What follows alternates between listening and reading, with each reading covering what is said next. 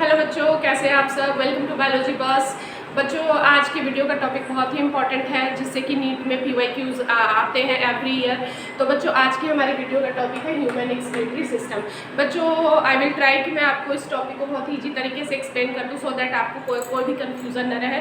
तो बच्चों, अगर आपको कॉन्सेप्ट क्लियर होता है तो वीडियो को लाइक करें और मेरे चैनल को सब्सक्राइब भी करें। तो बच्चों, आइए स्टार्ट करते हैं ह्यूमन एक्सक्रीटरी सिस्टम। बच्चों, जैसा कि आप इस डायग्राम में देख सकते हैं, ह्यूमन एक्सक्रीटरी सिस्टम में एक पेयर ऑफ किडनीज प्रेजेंट होते हैं।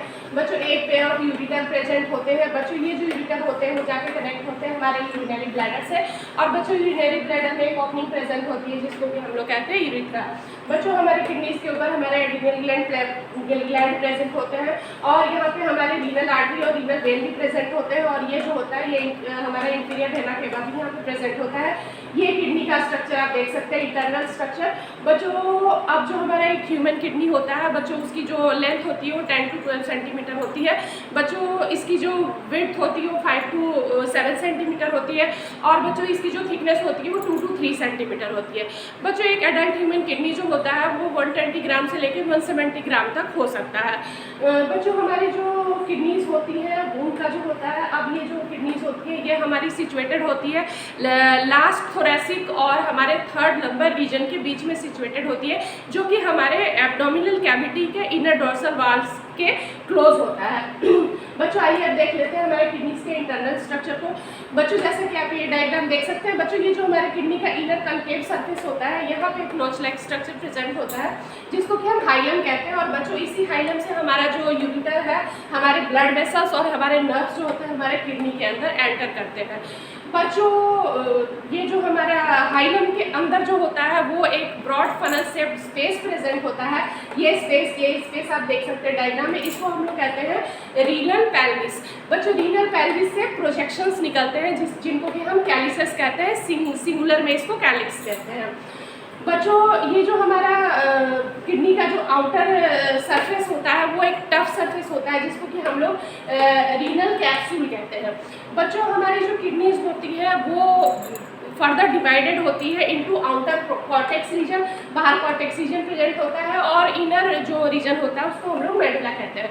बच्चों, मेडुला जो होता है जो वो जनरली डिवाइडेड होता है इन कॉनिकल मासेस में, जैसे कि आप देख सकते हैं ये कॉनिकल मास है। इन कॉनिकल मासेस को बच्चों हम लोग मेडुलरी पिरामिड्स भी कहते हैं। बच्चों, ये जो मेडुलरी पिरामिड्स होते हैं ये जो होते हैं वो कैलिसेस के अंदर प्रोजेक्ट होते हैं।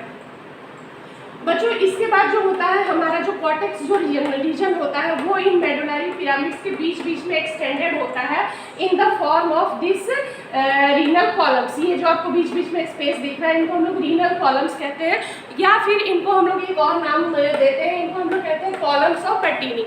बच्चों, कॉलम्स ऑफ पर्टिनी जो होता है ये PYQs है और ये नीट में काफ़ी बार ये क्वेश्चन पूछा गया है, तो इसको आप लोग बहुत ध्यान से समझेंगे कि क्वेश्चन ये होता है कि जो हमारा कॉलम्स ऑफ पर्टिनी है वो कौन से ऑर्गन का पार्ट होता है, तो ये हमारी किडनी का पार्ट होता है।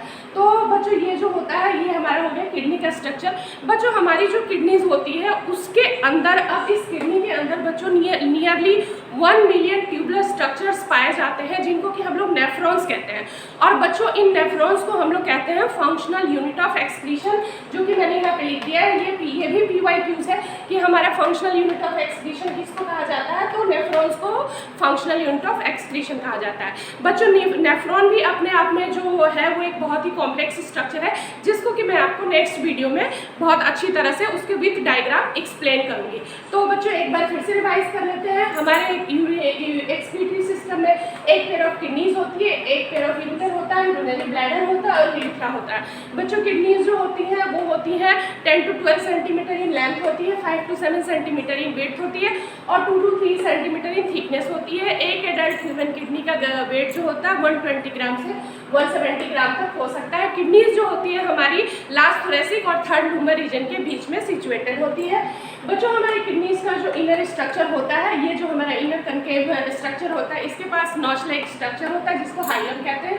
बच्चों, हाइलम के अंदर ब्रॉड फनल शेप्ड स्पेस होता है जिसको कि हम लोग रीनल पेल्विस कहते हैं, जिससे कि जो कि प्रोजेक्टेड होते हैं कैलिसेस में।